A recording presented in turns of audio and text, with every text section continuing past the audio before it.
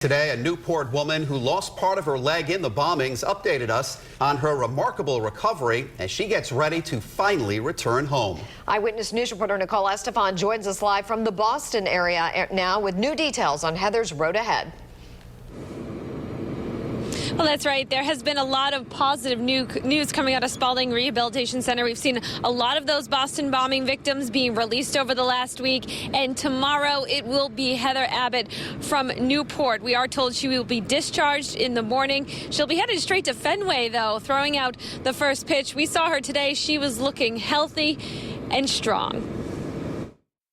Just shy of 2 weeks ago, this was Newport resident Heather Abbott. Friday, the same smile, but a big change. Walking on crutches, recovering from her amputation, a result of the Boston Marathon bombing. So I'm crutching on heels now, and I'm really progressing. Progressing enough to return home to Newport. Heather will be discharged Saturday, looking forward to something we often take for granted. Sleeping in my own bed, and just kind of getting back to life as usual. She has been credited with her positive outlook. She tells us it's a matter of choice. You know, I've said before, if someone told me this was going to happen to me, I'm sure I wouldn't have expected that I would have a strong outlook or positive outlook, because it's such a terrible thing that happened. But as soon as it did, I decided that there's nothing I can do about it.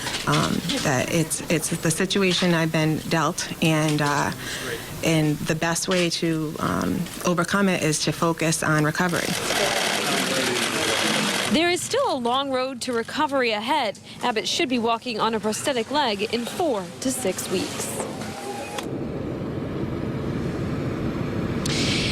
Now, Heather's doctor did tell us it'll be about 4 weeks. She has to let the swelling go down in that leg. That's when she'll be fitted for that prosthetic leg, and then she will need more therapy moving forward. Coming up at 6 o'clock, we will hear from her doctor.